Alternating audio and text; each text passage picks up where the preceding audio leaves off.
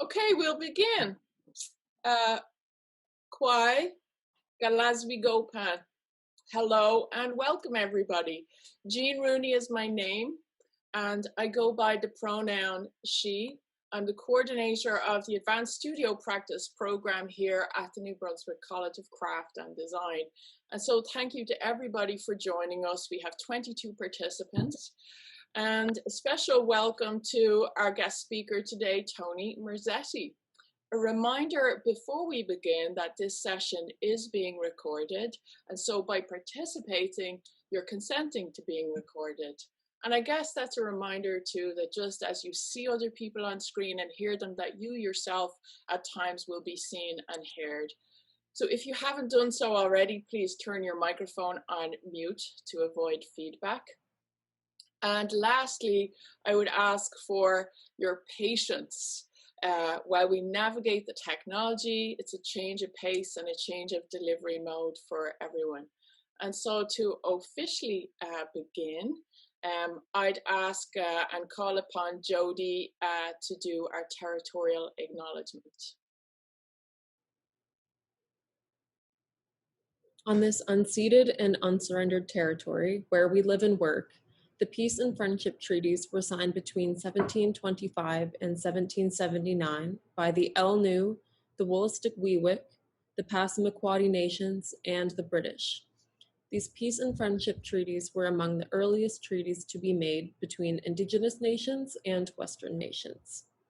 Despite the efforts of the Canadian government since Confederation to assimilate and erase Indigenous peoples through government policies, such as the Indian Act, the Residential Schools Act, the resilience of Indigenous peoples has meant that Indigenous traditions continue to influence the Canadian political, social, cultural, and the environmental landscape today. Thank you so much, Jody. And so here we are doing this guest lecture series, and I'm going to ask Ben Elder Gomez to tell you a bit about that series. So over to Ben. This guest lecture series is organized by the Advanced Studio Practice program at the New Brunswick College of Craft and Design in partnership with the Atlantic Center for Creativity. The purpose of the ASP guest lecture series is to model successful contemporary practice to our students and to inform, inspire, and ignite art and design dialogue and engagement in the greater public community.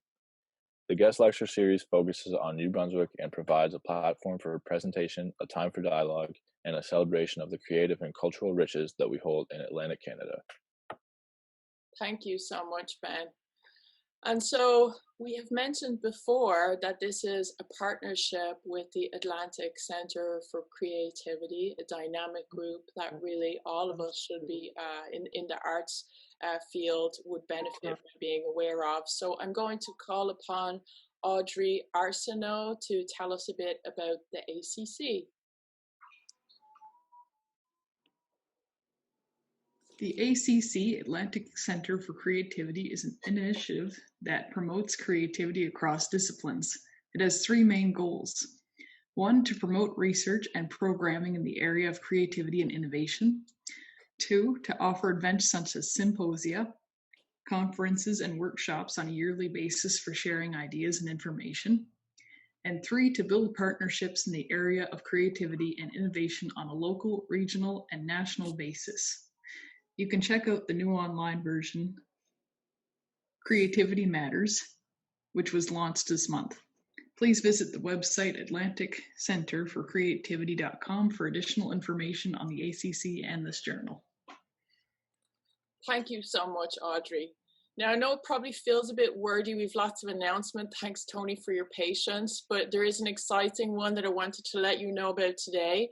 So we have been awarded a Sheila Hugh Mackay Foundation signature grant for this guest lecture series. And so, what does that mean? What difference will it make?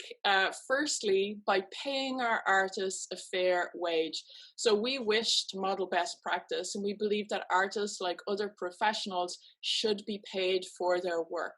So we will pay artists the recommended Carfax RAV minimum presentation fee. So that is a huge win. Thank you so much to the Sheila Hugh Mackay Foundation.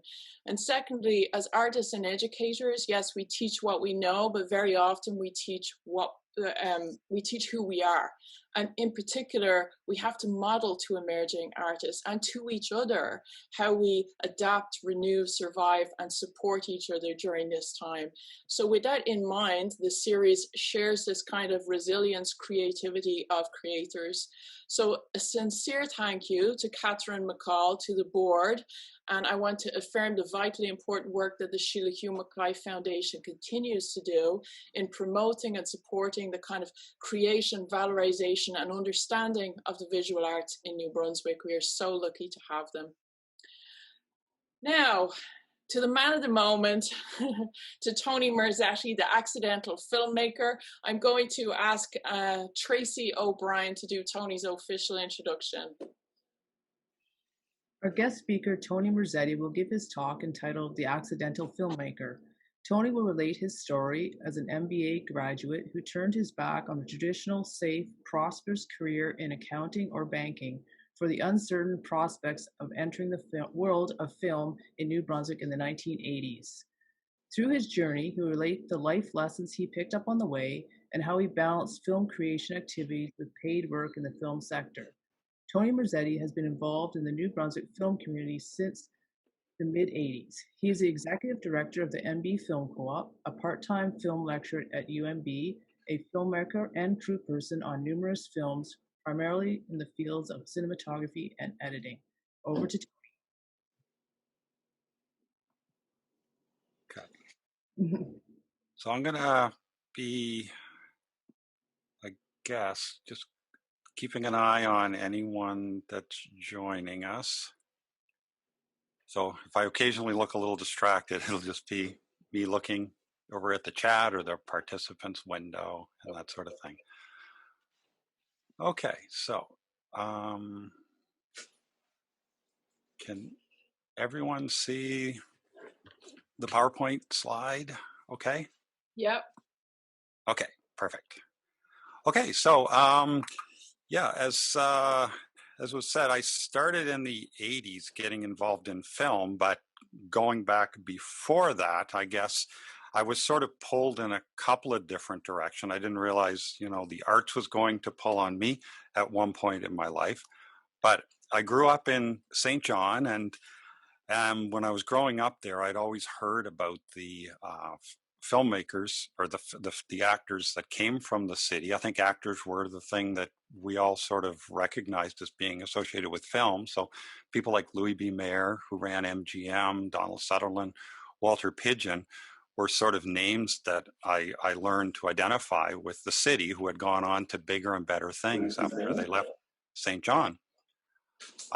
So my earliest experiences around home movies would have been my dad making home movies with his 8mm camera and taking slides of the family's journeys and places we lived and our camps and stuff like that. And I used to love that. And as I got older, when I got into high school, I decided to invest in some technology. So at that time, Super 8 was the format that people shot on. So I bought a camera and a projector at Sears. I guess that was the thing to do, go to Sears to buy your stuff. And that set me up to be a one-person crew. So, at that time, there was no community of filmmakers or anyone that you could work with. You just sort of got a camera and did things on your own. So I was documenting my parents' convenience store, like walking up and down the aisles, shooting things that were on the shelves, shooting the people that were working at the store and the outside of the building, and, just sort of playing around with the camera. And then Market Square opened in St. John, and I went there and filmed the inside of that building. And Bobby Orr showed up one day, one of my favorite hockey players. So I got a shot of him.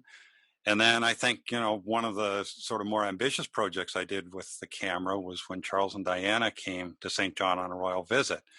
And I followed them around with my camera and grabbed a bunch of shots and then edited together a little film where I spoke in a fake British accent and added some orchestral music because I thought that's what you did to make documentaries. And, I was sort of hooked on the whole idea of storytelling with a camera. So all was not good, though, in my early days of filmmaking, because at one juncture I decided I would create an animation film. And I had these little Star Trek toys. There were sort of little characters who were about 4 inches tall. And I built the Enterprise set and had some models and stuff like that. So I said, well, these are ideal subjects for a film. So I got my Super 8 camera and started filming, and decided at one point, like, these characters are really small. If they're going to appear big on screen, I'm going to have to get closer to them. So I put the camera really close to them, just inches away, and looking through the glass viewfinder, everything looked good to me. So after weeks of producing this film, I sent it away, and there's always the joy of waiting for your film to return. And when it came back, everything looked, as you see on this screen here, very blurry. So I had made my first experimental film, it seems. So it was a lesson to me that if you're going to work with some tools, it's probably a good idea to get familiar with how they work, and so you can use them properly. So I sort of got out of high school and then was deciding what to do with my life. My parents had always been entrepreneurs working in businesses and retail trade. So I thought, well, I probably should get a business degree. And, that would be a good fallback for me, no matter what I choose to do in life. So I went to UMBSJ. And following that, I was, deciding where to go afterwards and what to do. And I ended up at St. Mary's University taking an MBA. So I always felt that if I had this, that no matter what I did in life, this would be a good fallback to have. And I never considered, an arts degree as something that, would lead me to a job. So, I took the safe route. But when I was in my final years at university, I found that a lot of the cases that I was doing, presentations and stuff like that, were about Hollywood film companies and mergers between companies like Metro Goldwyn Mayer, which was Louis B. Mayer's company, and United Artists. So I sort of had an inkling that, I wasn't really that interested in getting into banking and accounting, that I really wanted to, do something in film. But when I graduated and returned home, I really didn't know what I could do, because I didn't study film. I had no experience really making films professionally. So how could I get hired as a filmmaker or as a worker in films? So I spent a lot of time at the St. John Library and read about 40 books in 3 months on all different aspects of film. And, even doing this, I knew I was just postponing the inevitable of, what can I do career-wise if I want to do something in film? So it turned out that a chance encounter would sort of set my life in a new direction. My mom was at Shoppers Drug Mart, and she was talking about me, and the woman was talking about her son. And she happened to mention that I was interested in film, when the woman said, "Oh, well, my son is involved in film. He works at the National Film Board office." They had a distribution office to provide 16 millimeter prints to schools and libraries and things. So I went down and talked to Charles McClellan, and he told me that he had been involved in setting up this film co-op in Fredericton, and that this may be a good fit for me to be able to learn filmmaking. So I drove to Fredericton and arrived at this office. It was Fiddlehead Films and New Brunswick Filmmakers Co-op, 51 York Street. So I went inside, and when I was in there, there was no one in the office. So I was like, oh, okay, what do I do? I've driven up here. I didn't make a call or anything. So, so I waited by the bulletin board and hoped that someone wouldn't show up, and thinking I was in there trying to rob the place. But then Dave Clark, sitting at the desk there, he came back. He was just doing some errands and didn't lock the door. So I was like, okay. So he talked to me and, gave me a lot of time and explained what the co-op did, how they offered workshops. They gave you opportunities to work on films and get some experience. And, down the road, you could even make your own film. So I just thought this was like amazing. This was like exactly what I needed. Someone with no experience, no background in film was going to have an opportunity to learn at this organization, basically for free. I could get my education here. So I took a bunch of workshops, and you can see, I think there's 2 women in the photos. There was a lot of white guys back then at the co-op. Things have changed a lot for the better since then, but the workshops brought in people from outside the province who had skills and experience, and they basically trained us into how to make films and how to use the equipment properly. And that was really, really important, I think, for us, because there were no schools at the time in New Brunswick or really in the region that taught filmmaking. So if you were going to learn, you basically had to go to Montreal or Toronto. So I saw that this was sort of a place that existed that people could come and learn film. So my first film shoot that I worked on was called Just Say Hello. And the co-op had gotten some money to do some bicentennial vignettes. So Kevin Holden was the director of the film. He was one of the first people I met when I came to Fredericton. So he pulled me right along and said, okay, you're going to do the slate. You're going to hold the clapper up in front of the actors and then read the information on it and then clap it. So I was like, that was like the funnest thing, being there with a crew of 4 people in Market Square in St. John with the town crier, with him saying, "Oye, oye, happy bicentennial, New Brunswick." So another scene in the film, we ended up going to the Premier's house, Richard Hatfield at the time, and I got to record sound on that occasion. So the thing about the co-op is you weren't sort of typecast into one job. You could learn something and then someone would get you to do it on a film. So it really provided you with an opportunity to get some valuable experience.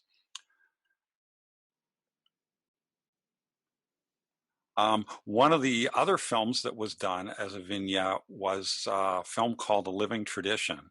And that film was showing the comparison between the old ways that we used to do our lumbering and the new ways. So I was able to find some old footage at the archives of them with, running logs on the river and cutting trees down and stuff like that. And we shot some new footage with Herb Curtis, a local writer, well, actually from the Miramichi, but one of New Brunswick's great writers. So I'll show you this 1-minute film, and I was basically given an opportunity to edit this film. So this piece of equipment here is called a moviola, right here, and then in the lower left corner, there's a movie scope viewer, there's a synchronizer, and some reels and stuff like that that were used to cut the film together. So this was the film.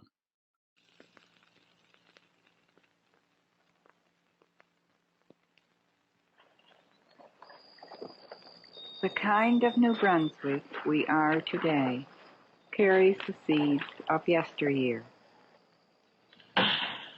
A for the axes in that you've all known. B for the boys that can use them also. C for the chopping which now begins. And D for the danger that we do stand in, and how merry are we. No mortal on earth is as happy as we. Come high, dairy ho, dairy high, dairy dum. Give the shanty boys whiskey, there's nothing goes wrong. New Brunswick, a living tradition. So one of the things that I learned working on this film, because I had some people who came in and looked at the edit and made suggestions, and they had a lot more experience than I did. So I learned that it was really good to listen to people, take objective criticism, and learn from people that are more experienced than you. And through this opportunity, I also got to work with a great picture and sound editor at the National Film Board named Les Hallman. And he would be a continual influence over my times editing. And that's another thing, is like when you get opportunities to work with people that have experience, I mean, it really helps you to sort of move forward in what you're doing. So after this happened, after working on a few films at the co-op, the director, Dave Clark, says, look, you should start thinking about making your own film. You've taken workshops, you've done several jobs on a film. So it was like, oh, make my own film. What am I going to make it on? So I thought about it for quite a long time, and eventually it turned out that a film that I saw on First Choice, which was one of the early sort of pay TV channels, that was an Oscar winner called The Man Who Skied Down Everest. It sort of inspired me. When I watched the film, there was something about the person who sort of annoyed me because he seemed very sort of egotistical and pretentious, and his sort of philosophy on what he was doing, climbing up Everest to ski down the hill, it just seemed like, a real ego trip to me. And his voiceover narration, I decided would be the impetus for my film. And I would take the words that he has and put them with different images, maybe give it sort of a regional New Brunswick take. And so this film, I'll stop there for a second. So this film, I was basically the camera person. All my crew and equipment all fit into my Pontiac Acadian car. We drove around Fredericton. We pretended we were shooting in Halifax, where Citadel Hill's located.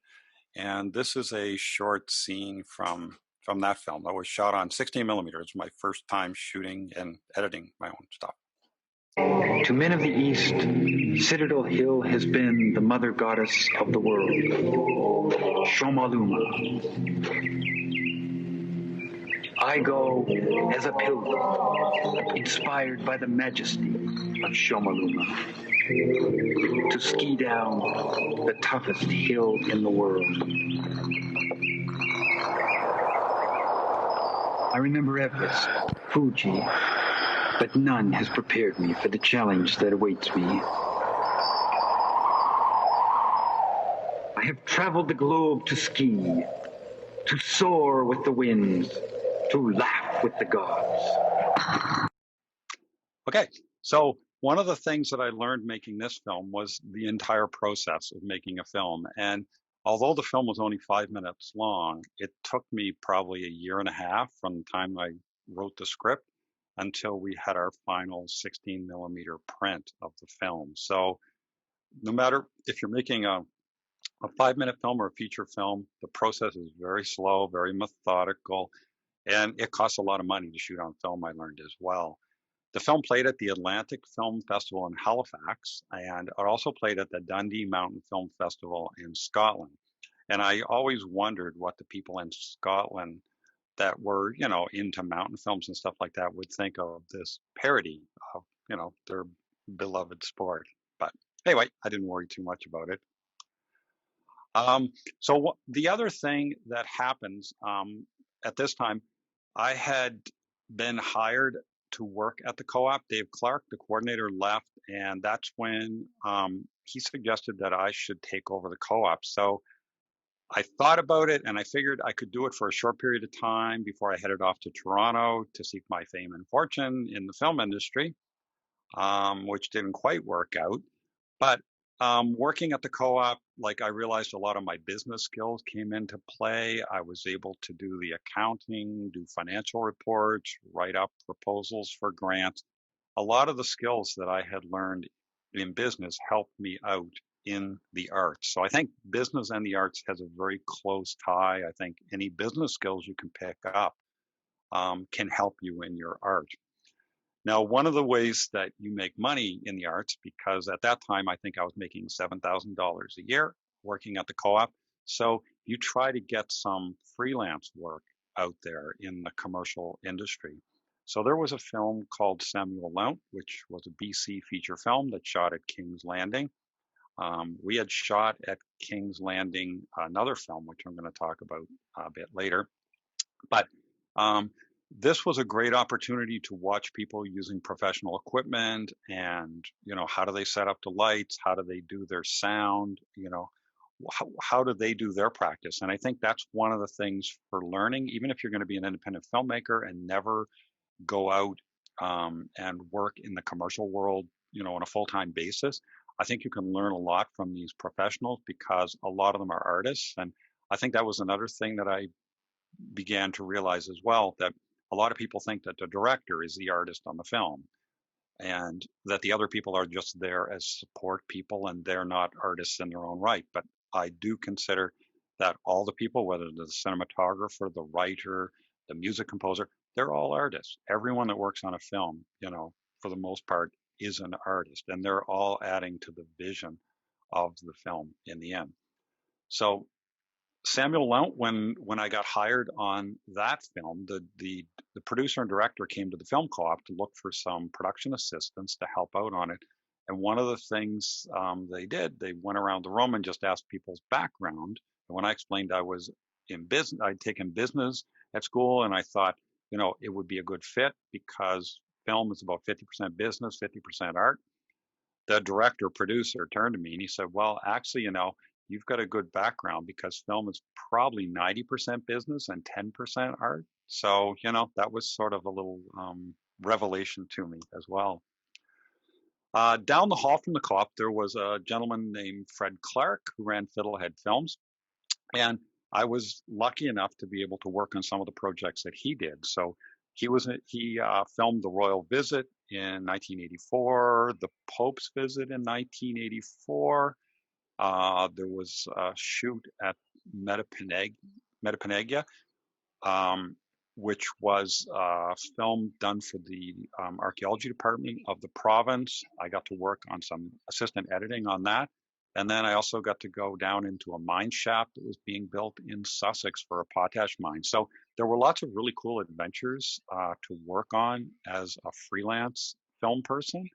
And besides being fun, it also gave you a little supplemental income. Because like I say, at the co-op, you weren't getting rich fast.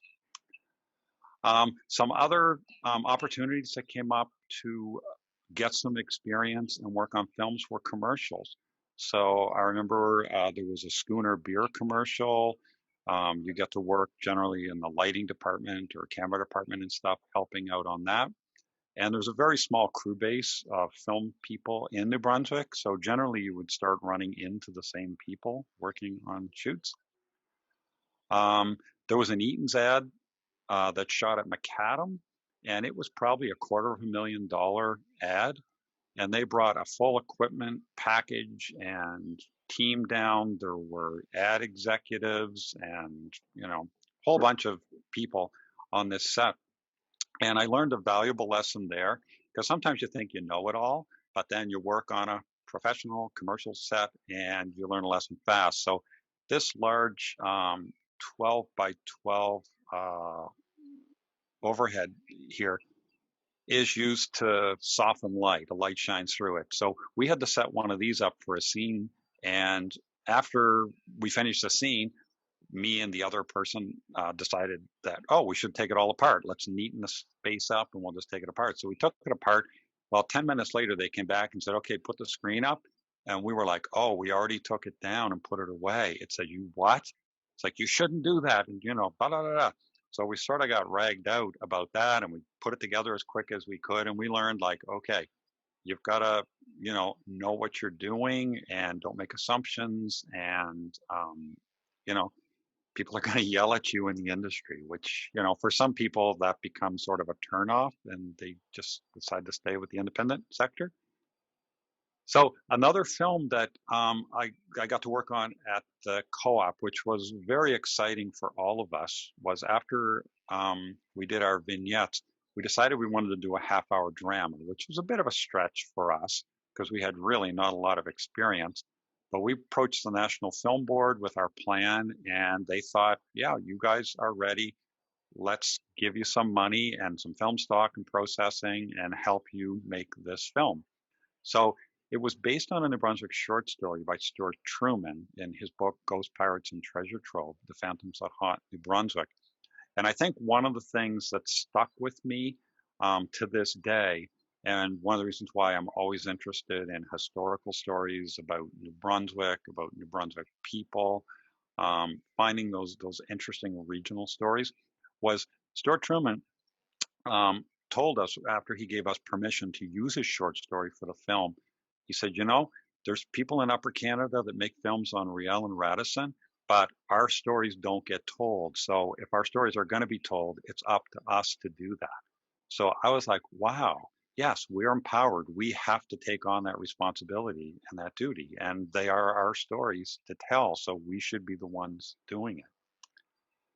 So these are some images from the film. You can see we had a ghost doll here that was built by Rick Sagan, and it was lit up. It had a small trouble light in it and an extension cord, and it was dragged along a clothesline along the side of a road to scare people that were driving on the road. Grace Bauer standing here with a mask that was made of her face that was used for the face of the doll. We had some rum runners here. So in the summer of '84, we shot for 24 days total for a half-hour drama, which was a lot. And we had 18 overnight shoots. We generally ended up at the Diplomat around 6 o'clock in the morning when the sun was coming up. And everyone really bonded. A whole bunch of new people came to the co-op at that time. And I think that was one of the things, you know, that sort of always kept me with this place, the film co-op, is that sort of bond you have with all the folks that are part of it. So it took us 3 to 4 years to complete it, though. It was a really ambitious project. We did bite off more than we could chew. We really didn't know what we were doing. We had reshoots to do. There was a lot of work. But one of the things that the funders told us was you have to finish what you start. No one's going to give you money for anything else if you're a quitter. So that was sort of a lesson for us, is that if you're going to start something, no matter how it turns out, it's going to be a learning experience, but make sure you finish something. So here is a short scene from The Spectre of Rexton.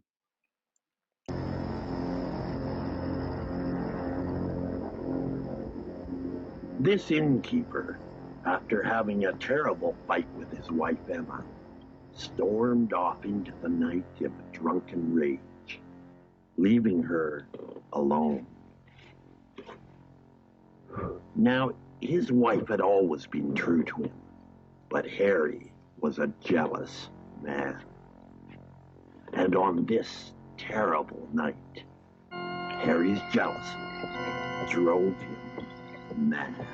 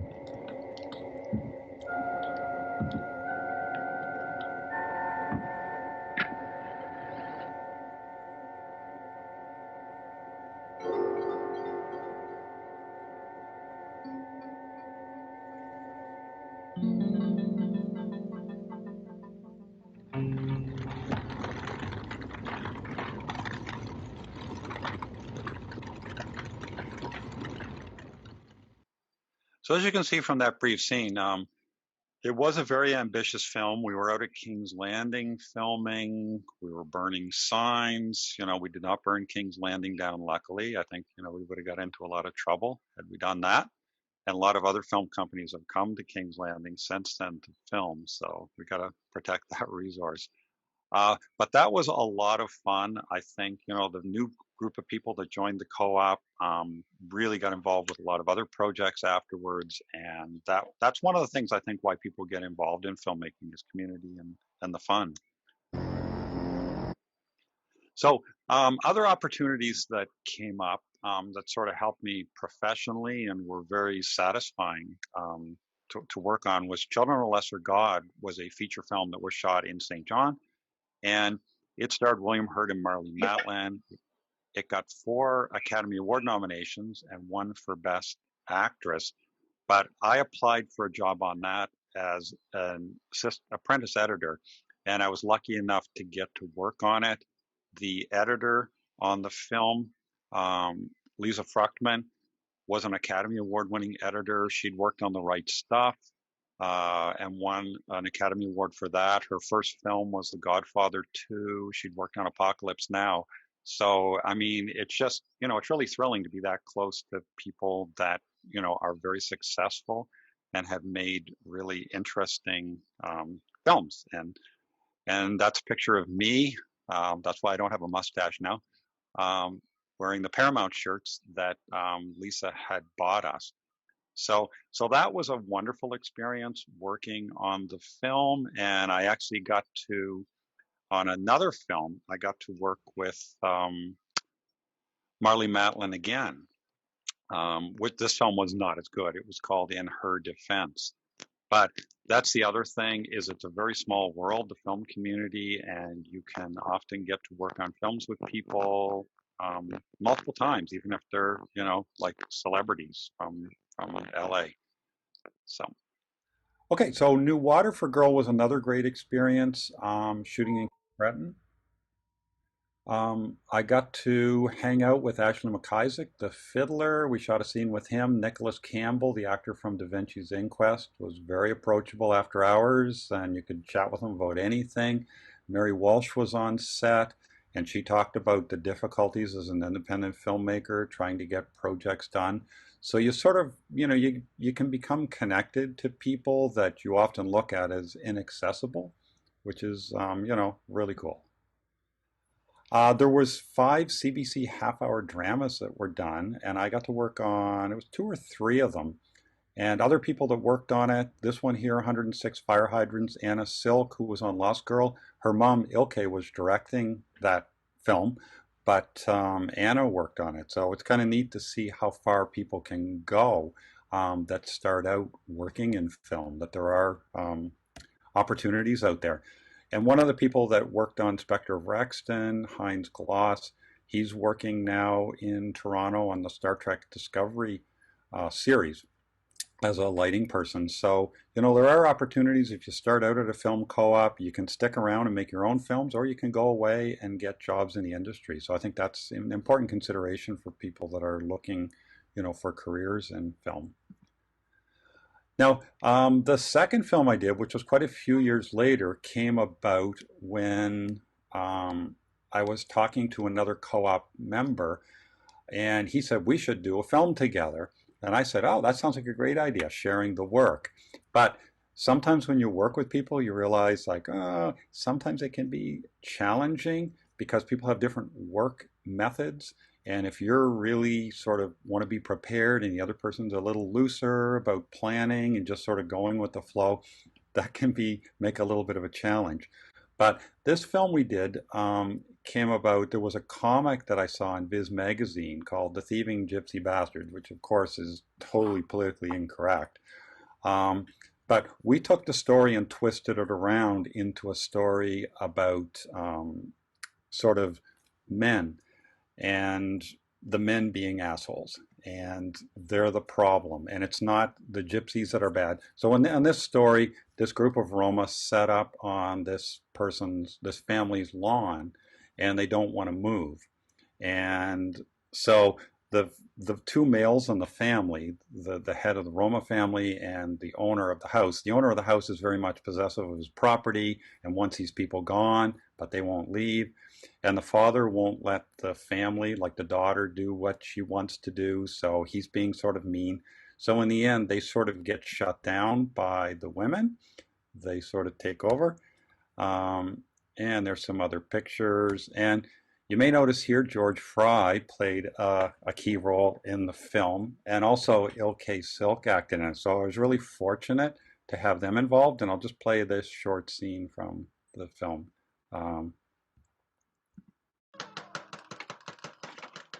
Harry, what the hell is going on? The winds are stirring in the heavens. We must pay heed, as the spirits predict a time of great turmoil. Oh, Judas, they've brainwashed you. Pay no heed to her, my friend. My wife's predictions are always vague. Mary, why are they still here? The money I've lost at the track.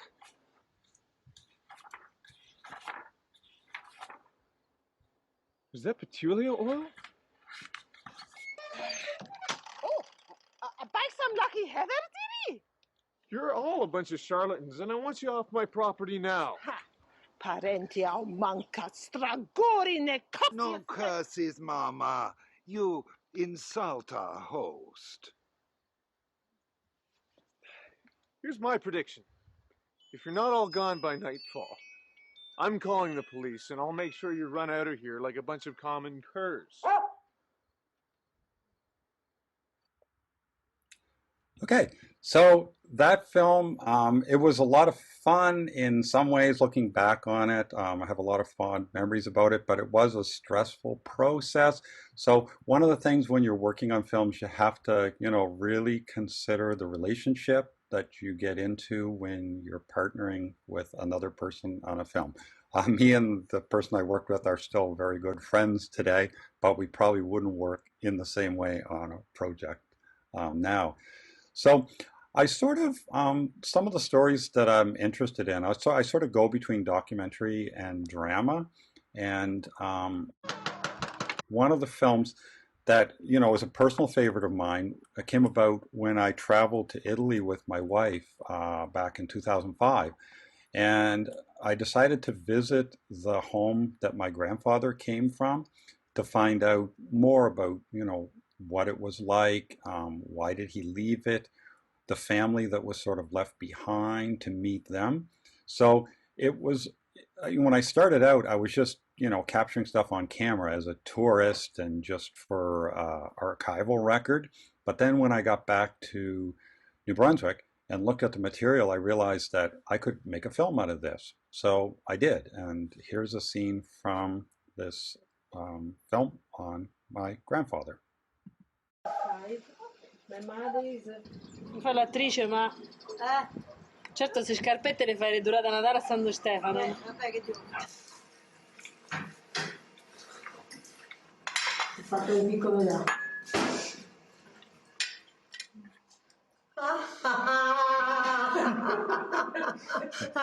Ma perché mi fai queste cose? Sì, prego. Il caffè è fatto, però. Il caffè è pronto.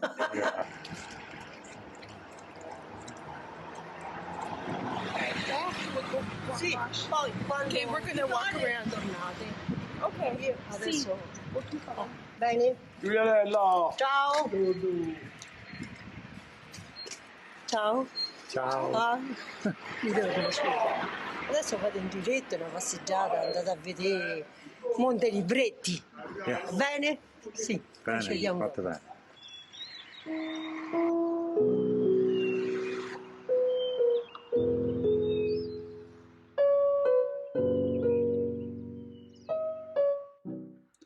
So I think one of the things making this film is when we went to visit Montelibretti. Once again, I'm sort of one of those people who's just sort of impulsive. I don't seem to plan very well. So we just showed up in this town unannounced, and we went to City Hall. Everything looked like it was closed down. And we went to the house, and I think one of my fears was that I didn't speak Italian, and I didn't know if they spoke English. So when we arrived at the house, we found out that the daughter could speak some English, so we had a way to communicate, but the rest of the family didn't speak any. So, that was sort of our big fears, is we'd just be looking at each other and not know how to communicate. But our short visit, our day visit, turned into a 7-day stay with them, and it was like one of the best experiences in my life. So I think taking that chance of going out there to this small community and not knowing how things were going to work out, that's a great thing, a great challenge to yourself to do things like that. Now, one of the other things that came up that I really like are regional film stories about local people that the world should know about. So the co-op got some money in 2008, 2009 to do a series of films on Fredericton, a cultural capital. So I did two films. One of them was on Francis Sherman, who was a lesser known poet from Bliss Carman and Charles G.D. Roberts, who gave Fredericton the designation of the Poets' Corner of Canada. So this is a short scene from Francis Sherman.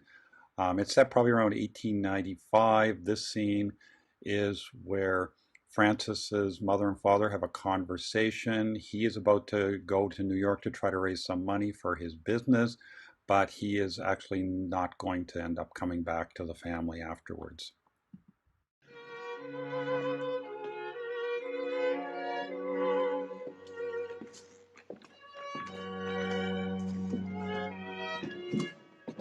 Everything's going to be all right, Allie. I just need to get some extra financing for the business in New York. I still have friends there I can approach.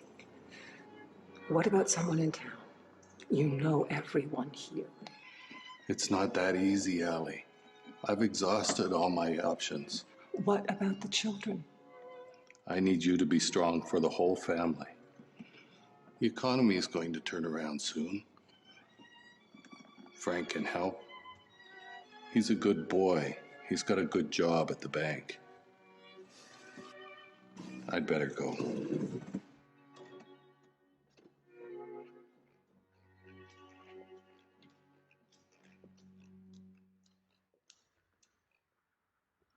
Okay, so that was a short scene from Francis Sherman, and I know we're running low on time, so I'm just going to jump ahead to, I just want to show clips from a couple of other films that I did. So another story that sort of came on me, and sometimes these films, I don't actually plan them. I just start shooting something and then realize like, hey, there's a film here. So the Mazookas was a famous downtown store that people would go to get tobacco, newspapers, stuff like that. But the characters that owned it, Gus and his brother, they were really rude to people. And some people avoided the store because they just found them to be very gruff and ignorant. And they didn't realize like that wasn't really who they were or what they were. And one of the cool things that I found out when I started researching this story, because initially I just started going in to film the store just to have some documentation of it for after it closed so we could remember it and what it looked like inside and stuff. But then when I got reading some information about them that they had, I found out that their grandfather had immigrated from Italy, worked on a railroad, started up a tobacco confectionery type store. And I was like, God, my grandfather did the same thing. That's really weird. They have parallel stories. So I felt a connection and bond to them. And I found out that there weren't really gruff underneath. And the friends who knew them the best said they were actually very sweet. They were softies. So here's a little bit sort of about the gruffness, I guess, of the Mazookas. Yeah, I used to get a kick out of Johnny when somebody's reading a magazine. He'd be looking in the mirror and say, put that magazine down, you've read it enough, buy it or take off. I think Johnny threw me out one day because, or asked me to leave because I think I was didn't have any money and I was looking at one of the magazines, and that's not allowed in here. So I think that's one of my earliest memories. Here. Pete, one that we might as well take. Expect you at Mass tomorrow, eh? Don't be sleeping in like last Sunday. No, I'll be there. My name's Norm. Norm. Yeah. Don't mention his last name because you're going to get in jail. You had your mouth open and couldn't hear or see. Select hearing is what it's called. He had his mouth open. Just give me an Instapick on the 649. He's Italian, boy. Nod your head if you understand. Instapick 649, yes. Oh, for tonight? I thought you wanted for next week. Like if you come in and we're talking, we're bitching to some people and the other people are trying to figure out what's going on that don't know anything about it. That's, I think, where the image came from. A line at Mazookas doesn't mean a lot. I've been standing here for 20 minutes and you keep serving everybody ahead of me. 25 minutes. We have a lot of fun besides being being ugly to people. Take your glasses off so you can see. Okay, so that's a little bit of taste of the Mazookas. They were like a real sort of institution in the downtown of the city. And, you know, when these places close, it's kind of sad because, you know, people miss what they added to the culture of the community.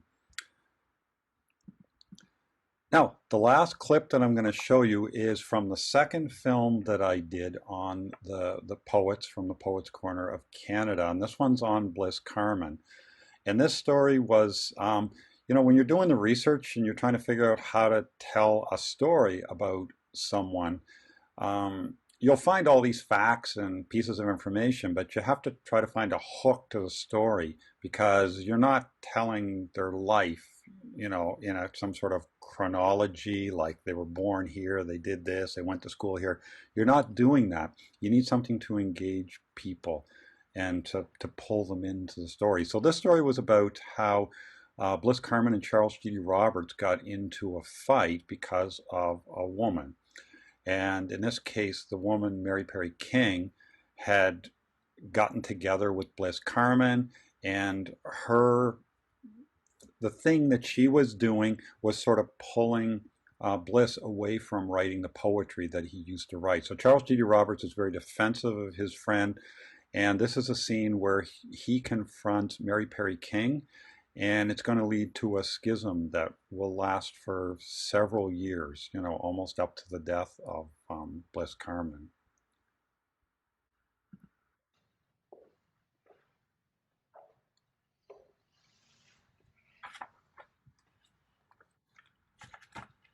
A number of us, friends of Carmen, have been talking. We are concerned. Concerned? We feel that you have been exerting an undue influence upon him. This personal harmonizing business. Personal harmonizing is based on our Unitarian philosophy. It is a philosophy we live by. This philosophy, if you will, has corrupted my friend. It has irrevocably harmed his verse. His work is becoming, dare I say, a laughingstock in literary... Stop! Yes? How dare you? Mr. Carman is one of the foremost poets of the day. What manner is this to speak of a friend? I speak in honesty, madam, and with the intention of protecting his best interests. I will hear no more. And tell your friends that if they have so low an opinion of Mr. Carman, they may keep their counsel to themselves.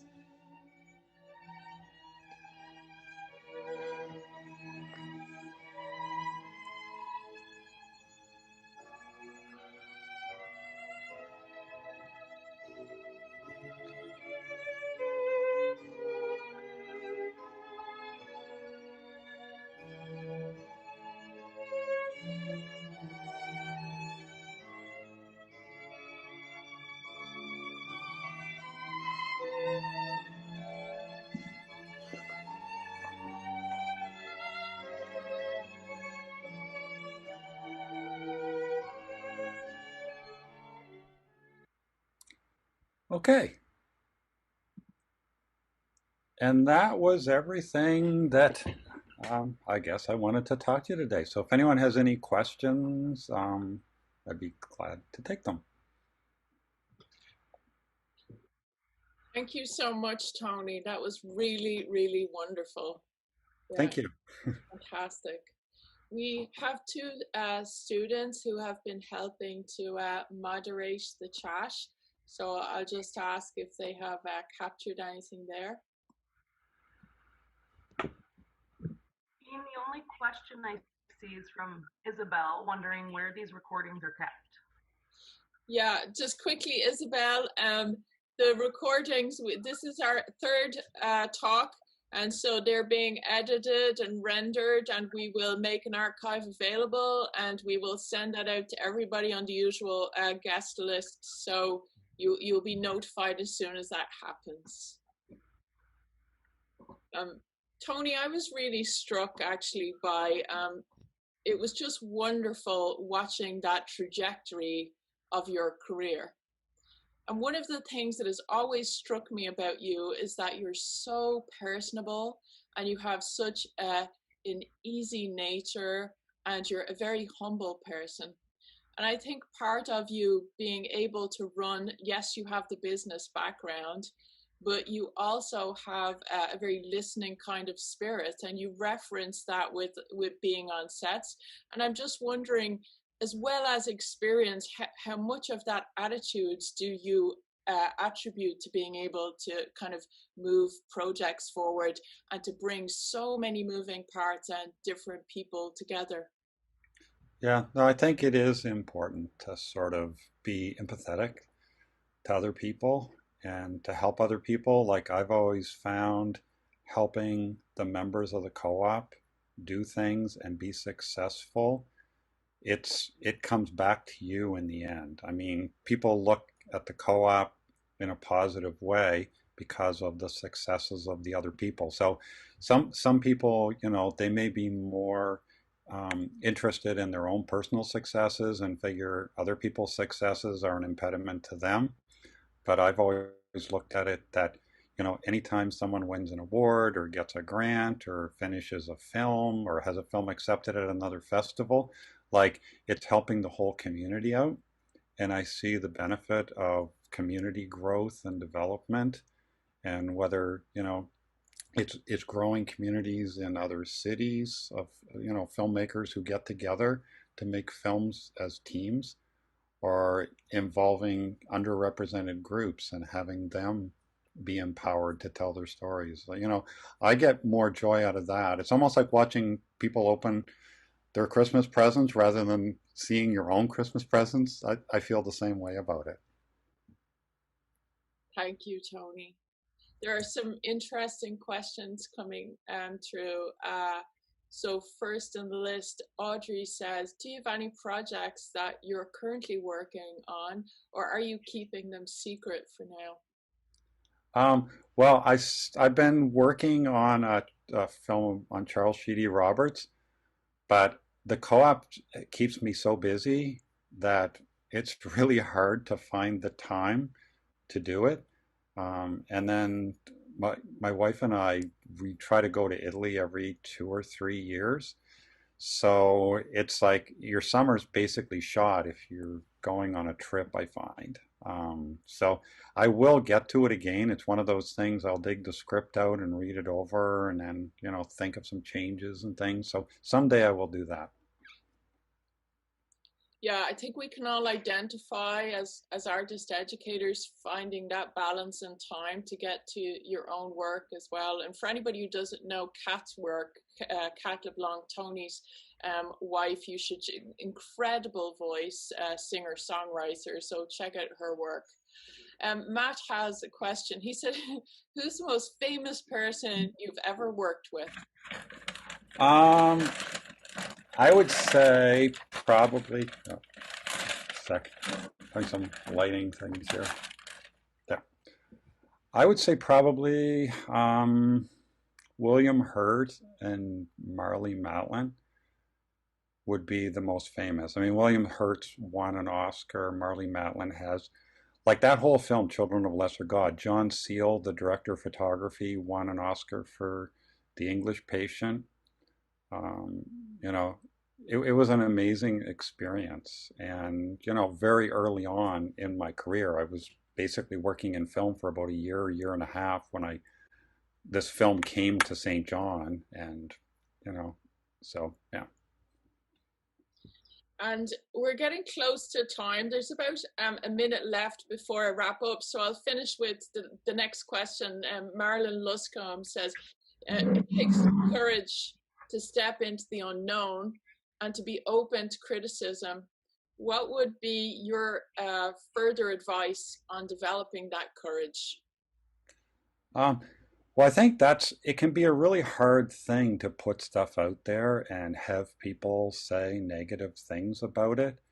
And I think there's ways that you can make comments to help people create a better project without sort of bringing them down and making them feel bad or, you know, incompetent in what they're doing. And it's all about finding that way to make suggestions on changes in a kind way. And I think that's probably something that, people can work to develop, that, being blunt and just telling people like, yeah, this work is crap. Have you ever thought of being a mason? It's like, what? It's like, that's not helpful. But, you know, Well, Tony, thank you so much on behalf of all of us. That was incredibly enlightening and encouraging. And I want to thank you for the work that you do. We're very lucky to have you here in New Brunswick. So, Won, everybody, thank you. A reminder that next week on October the 8th, Casey Burkholder will be talking about DIY media making, activism, and community building within and beyond our COVID-19 pandemic. And this is Culture Days month, for anybody who's not aware. And so if you go to the culturedays.ca.com, website, you will find there our own Janice Wright Cheney and Jennifer Lee Wiebe have a show open right now at the UNB Arts Center called Attending the Apocalypse. And so if you go to Google Culture Days, and you'll be able to follow that and get more information. So thank you, Tony. Thank you to everybody. And